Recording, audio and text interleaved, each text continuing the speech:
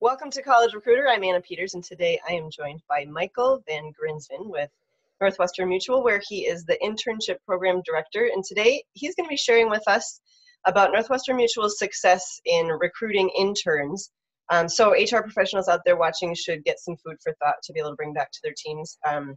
College Recruiter believes that all students and recent grads deserve a great career, so we are very excited to have you here, Michael. Thank you for joining us. I'm glad to be with you. Thank you for inviting me. So the financial advice industry is facing a challenge.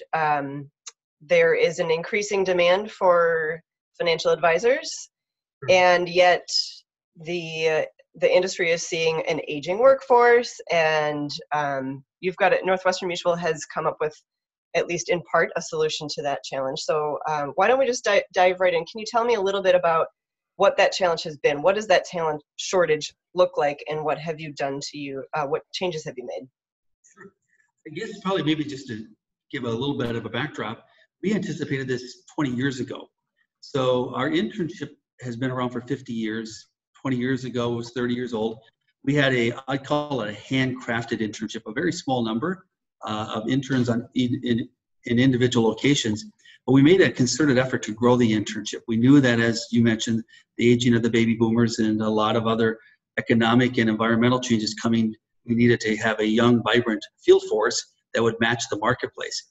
So we consistently, over the last 20 years, have grown the number of our interns. Prior to 1997, we had about 400. Today, we'll have about 3,700. So we have really scaled the number. That's changed a lot of our practices and how we do this. The way that I have described it is we went from a handcrafted internship to now a custom crafted internship, where we've leveraged a lot of technology and we leveraged a lot of leaders to help create an environment where we could recruit a larger number of interns, but still give them that customized experience so they could view the financial services career from an intern lens, but also give them insight to what would a career look like and would this be a potentially a fit for them. And so we're very pleased that this concerted effort has played well for us. And we feel that as we look to the future, we have a very bright future because we have a large makeup of our field force today that started in our internship ranks. Good, that's positive. What are the skills that you find to be hardest to recruit for, and how are you responding to that? Yeah, the hardest part that we have to figure out together with the intern is how they handle rejection.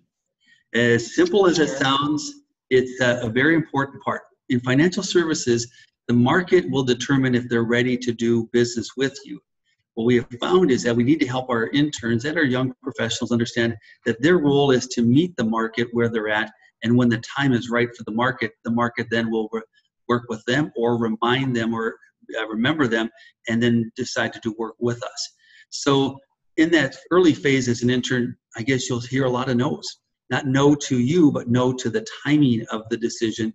But they're thankful for the information they have, and when the time is right, then they'll think of us or we'll be able to connect and work with them at that point.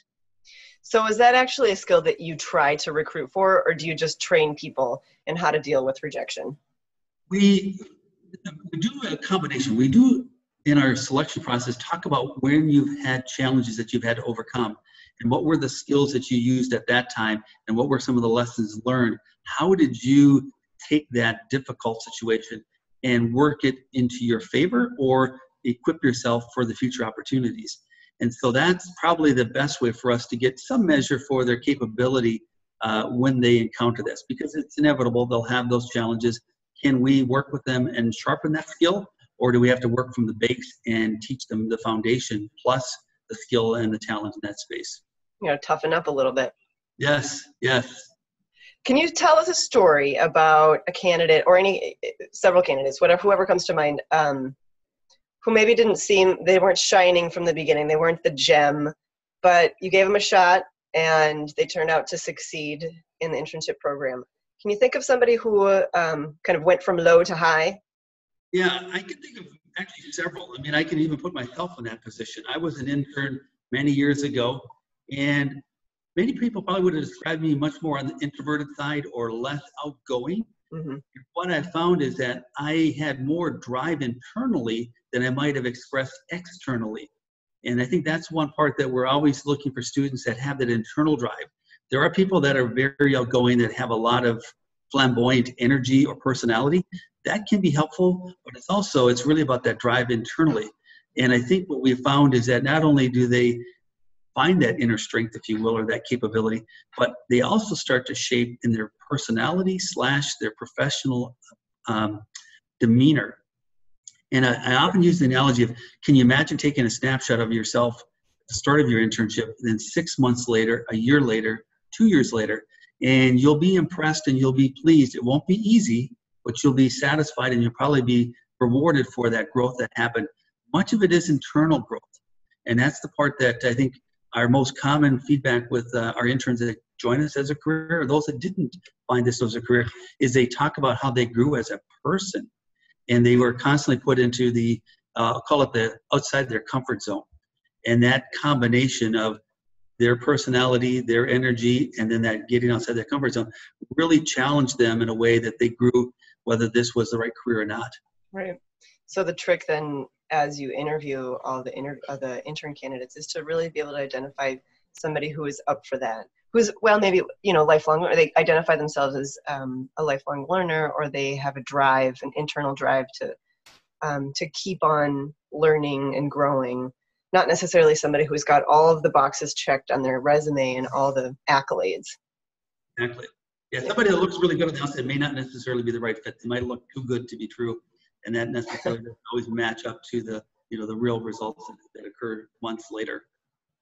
So you've grown the program from you said something like 40 just a few years ago to over 3,500.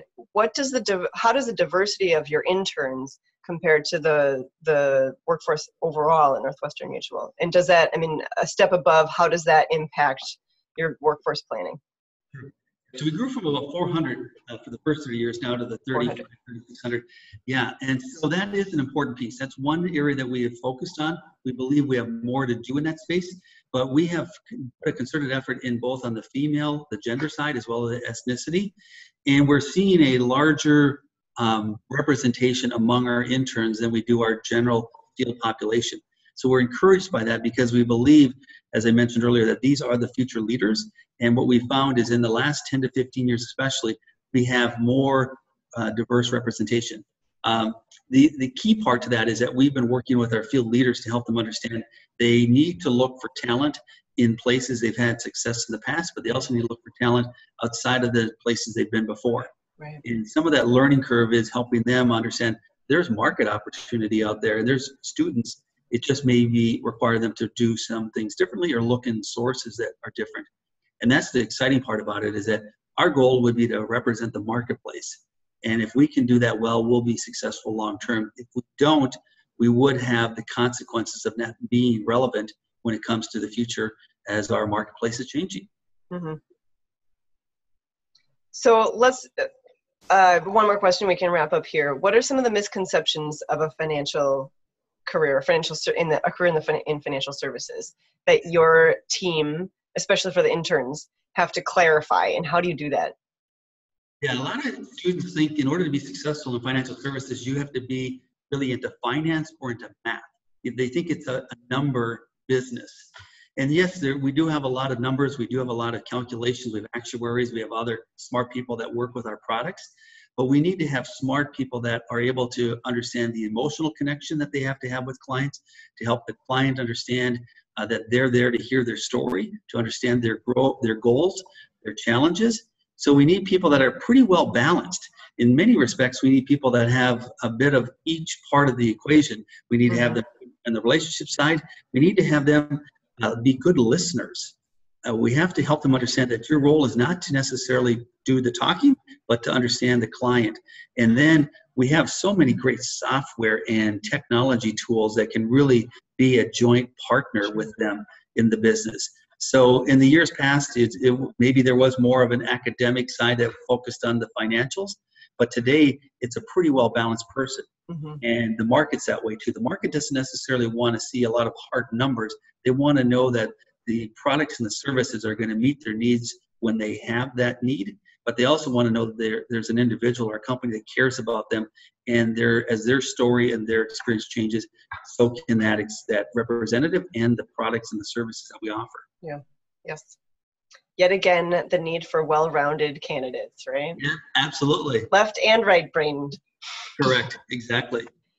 Well, it sounds like you have an amazing program. You've grown it to a very large size. So I wish you luck with the program, and hopefully we can be in touch again, and we can talk interns, and we can hear maybe how the next cohort has been doing. So thank you for all of your insight, Michael.